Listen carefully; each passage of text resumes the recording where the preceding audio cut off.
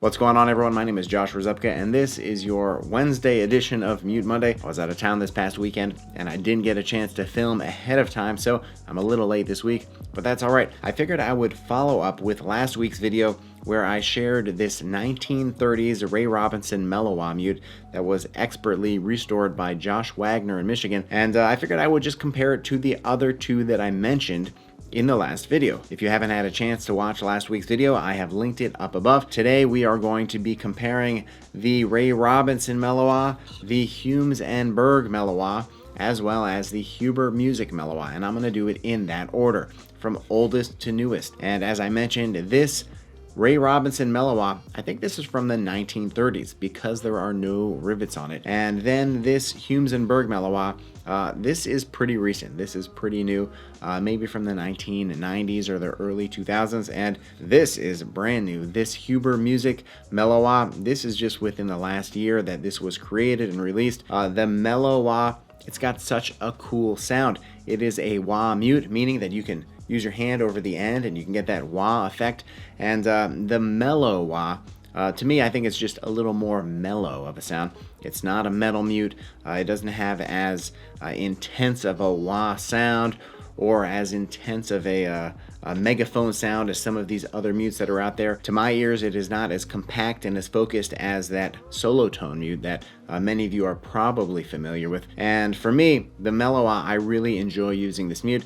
And as I mentioned before, I like using this mute when the music calls for solo tone. I just find that these play a little bit better, a little more open, a little more in tune, and they project really well. Plus, this is much smaller than a solo tone mute, so it's going to fit in your case a whole lot easier. Now, let's check out these mutes. As I mentioned, oldest to newest. First, the Ray Robinson Mel-O-Wah. Check this out up close. This mute, it has no rivets around it, as you can see. And as I mentioned, it has been restored, so it has been totally rebuilt so that it performs just as well as when it was first manufactured.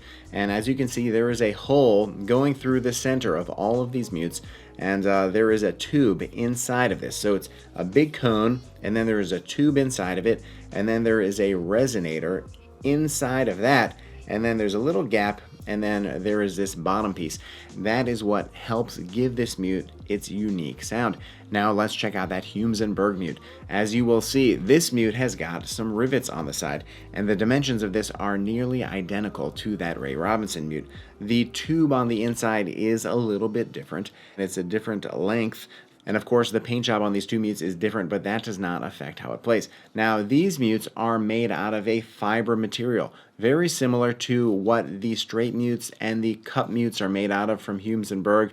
Now, let's check out this Huber Music Mel-O-Wah. Now, right off the bat, this is a lot different from the other two mutes just because it's made out of plastic. This is 3D printed, and check it out up close. It's got a nice texture to it, and I love the paint job on it. As it were, the color of the mute, that black and white, is really a throwback to that Ray Robinson Mel-O-Wah. And check out the very top of this mute. You'll see that there is foam there as opposed to cork, and I am a very big fan of foam in mutes in this situation. I think it really works very well, sticking it into your bell, and it just sits in there very nicely.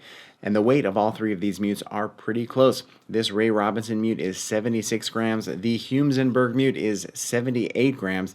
And this Huber Music mute, this is the heaviest of the bunch at 90 grams. And they do sound different, and they play different. And the projection and articulation for all of these is different. So I'm really excited to be playing all three of these one after the next, so you can hear them and the differences in sound and projection and flexibility and you know, how they perform throughout all the registers. So that's enough talking. Let's hear these mutes.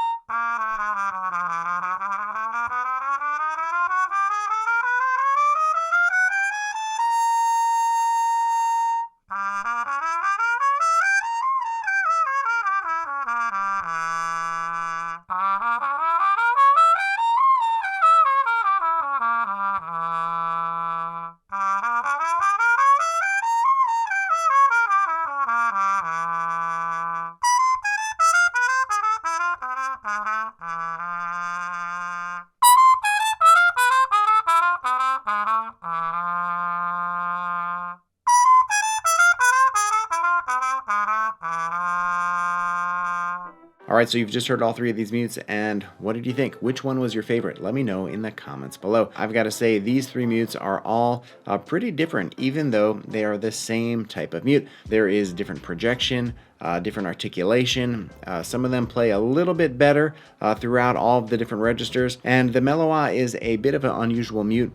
It is not written for or asked for all that often. That being said, there are a couple things to keep in mind with the Mel-O-Wah mute. It's not the most in-tune mute. No matter which one you get, it can be a little challenging to play, particularly as you get really high. The lower notes seem to speak pretty well, but once you get to a high C or much above that, it can get really squirrely and it can be a little bit challenging. And if you watched very carefully while I was demonstrating, you may have noticed that there was one or two of the high E flats that I actually played with a 2 and 3 as opposed to a 2. And that's just because that slotted a little bit better with that 2 and 3 combination. However, I experimented with all of the different fingering combinations, and I was even able to play some of those high E flats with a first valve, which is very weird. That just goes to illustrate how squirrely this mute can be as you get really high and as you start getting above high C.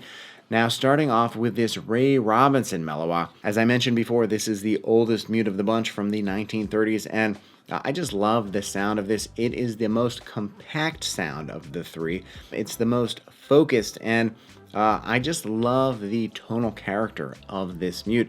It isn't the loudest, definitely not the loudest, but it's got the most pointed, kind of compact sound and articulation of all of them. And as far as a Mel-O-Wah mute is concerned, this mute really does very well throughout all of the registers, from a low F sharp all the way up to that high C. High E flat was a little squirrely on this, but you could make it work. You can get through it with this mute. Now, next up was that Humes Berg Mel-O-Wah, and I think that immediately you must have heard the difference between this and the Ray Robinson. This mute is just so much louder.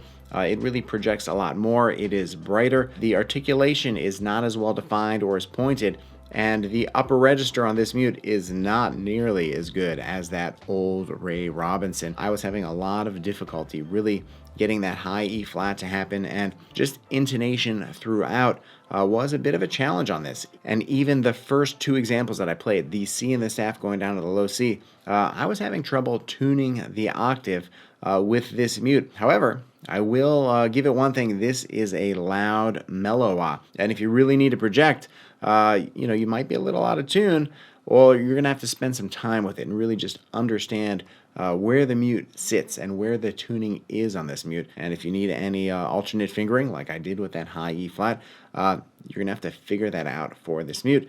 But as you could hear, there was a big difference between this and that Ray Robinson mute. Now let's move on to that Huber Music Mel-O-Wah.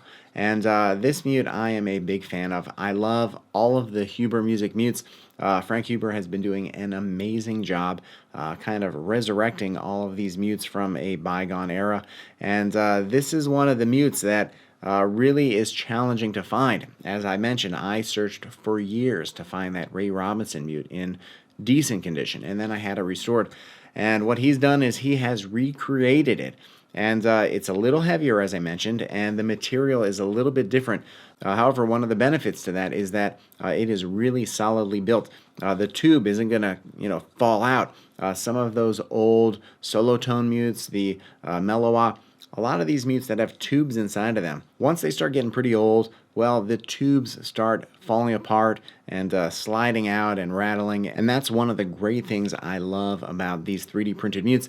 They're able to build them so solidly, so well, and they're able to do things which they otherwise wouldn't be able to do in the construction process. And as I mentioned before, this one has that foam on the top, which I really love. This just fits in the bell so nicely. But this mute sounds really nice. It's got a nice even sound throughout the registers, and like the other ones, once you get above that high C, it gets a little squirrely. I will mention all three of these mutes, even playing that high C, for me at least, on all three of these mutes, it was a bit flat. The higher you get up, the flatter this mute tends to get. And for me, I also experience that with a lot of solo tone mutes. However, depending on your trumpet, depending on the flare of the bell, your experience might be a little bit different. So I'm just sharing what I experienced when I played all three of these mutes. However, this one performs just as well as far as intonation is concerned and playing up high as that original Ray Robinson Mel-O-Wah. This one definitely felt more secure than that Humes Berg, and maybe that's because the dimensions of this are more accurate to the Ray Robinson. Some of it might be the materials. It's a little heavier, it resonates a little bit differently. Whatever it is, this is a nice mute, and this is the mute that I'm going to be bringing to gigs if I need a Mel-O-Wah, because I'm not going to be taking my 90-year-old restored Ray Robinson mute. It took me forever to find it. I don't want to lose it. I don't want to damage it. I'm going to keep it nice and safe here in my collection. I'll use it on special gigs or recording sessions. But as far as the modern versions that are available, this is the one that I would go for. To me, it played more like that original one, and the character of sound and the projection and articulation and the balance between everything was just more of what I was looking for. And of course, that is the big thing with mutes. You want to find one that works well for you and the equipment that you're playing on and that matches the sound you're trying to find. And of course, if you're playing in a section, you want to try and match mutes if that is possible. If everyone has the same brand, I've mentioned it before, I will mention it again. If everyone has the same brand, you're going to get the best results. And hopefully this demonstration was helpful to you and you could really hear the difference between the three mutes. It was a very big difference in my opinion. And if you enjoyed this video, let me know in the comments below. And while you're at it, hit that like button and subscribe. It really makes a very big difference. I want to thank you for watching, and I'll see you in the next video.